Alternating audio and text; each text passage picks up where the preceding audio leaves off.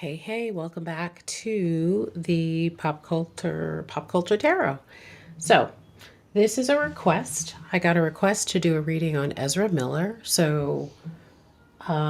is another one of those cases where I do not know a lot. I know that he did some pretty heinous behavior last year, but that's pretty much all I know about him. So, let's just get into this reading and see how he is showing up.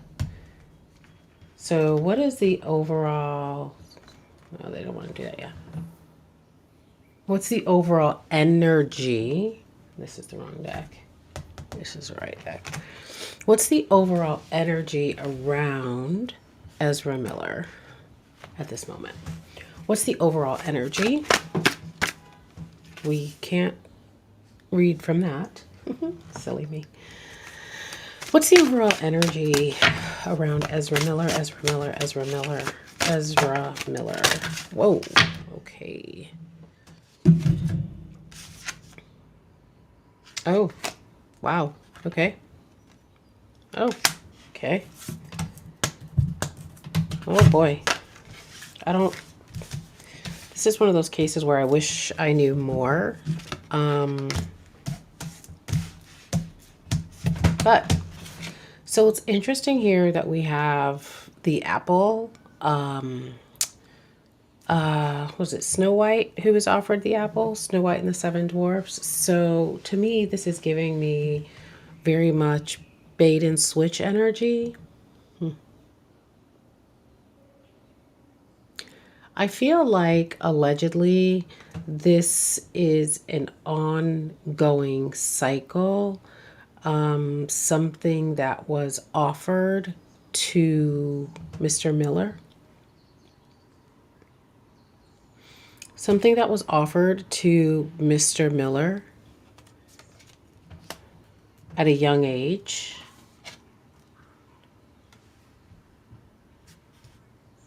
Fragmented the personality.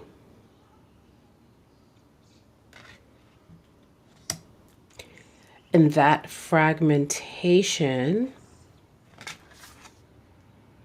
literally split us in two. So there's more than one energy. There's almost more than one personality. Isn't this interesting too that we have masquerade here? Because this very much makes me think of an actor, and I think he's an actor.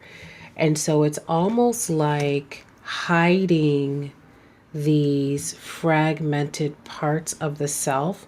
It's almost like Hollywood, the music industry, whatever he's into, he was able to fully, I'm seeing like, it's almost like that scene in Get Out when, what's his name? I can't think of his name, and I only think of his real name, Daniel, but the character in Get Out, when he falls, when the mother hypnotizes him and he falls through the floor and he goes into the sunken place. That's what I feel. I feel like Ezra Miller is very much in the sunken place, and it's a tradition. It's a tradition. He is allegedly passing on what was given to him. And perhaps what was given to him, I mean, we have an elder here, we have a young person here. And so it's also like a tit for tat. I give you this, you give me that. I exchange. So it's like an exchange to me. It's an exchange. It's an exchange of the personality. It's an exchange of the soul. It's an exchange of the spirit. And the real person, or the person that started out on this road, is in the sunken place. I don't know if there are substances also involved, but this is like this fragmentation into sort of two different people. The person you see on the outside versus the person that, again, I don't know what I'm curious about what his birth chart is as well. So let me see. Ezra. What I'm curious about is if he has any like Aquarius placements standing out to me. Birth.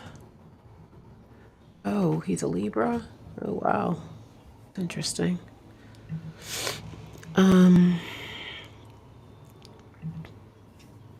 He's young, 1992. Wow. So yeah, see, I was curious about that Aquarius placement.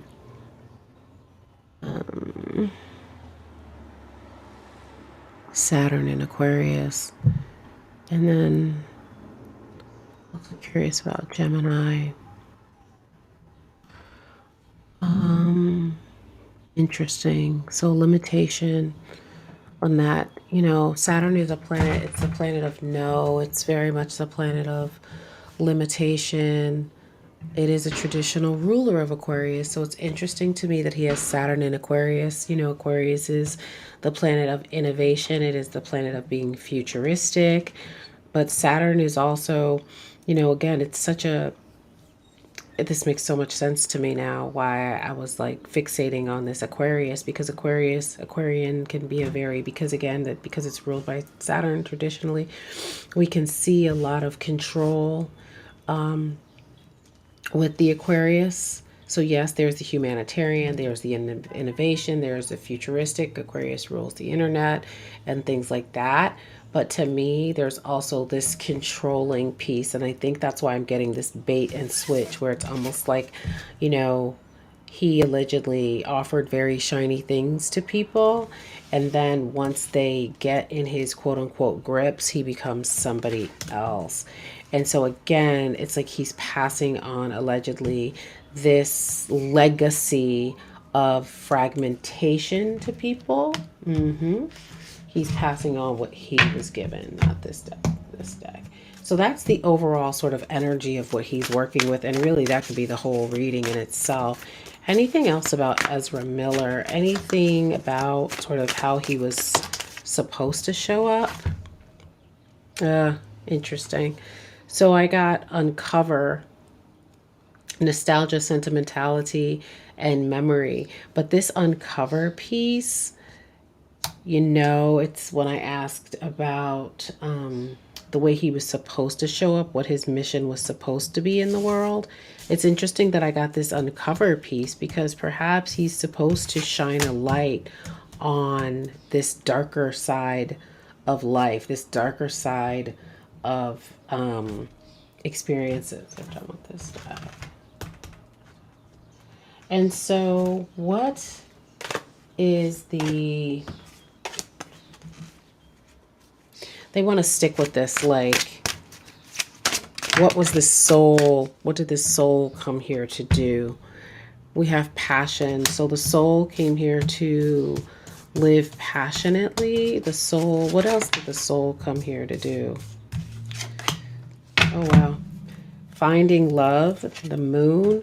So it's almost like to live passionately, but with this moon, you know, the moon is typically about things being hidden, and we have this uncovered piece. I wonder if he was supposed to like transcend this part of the nature and move towards love and move towards what was he supposed to move towards? What was Ezra Miller supposed to move towards? What was Ezra Miller supposed to move towards? Oh, wow. It's a lot of freaking cards. Oh, wow. So we got conjurer, higher self, subconscious influencing, and creation. That's interesting to me. I kind of feel like... I got a lot of cards.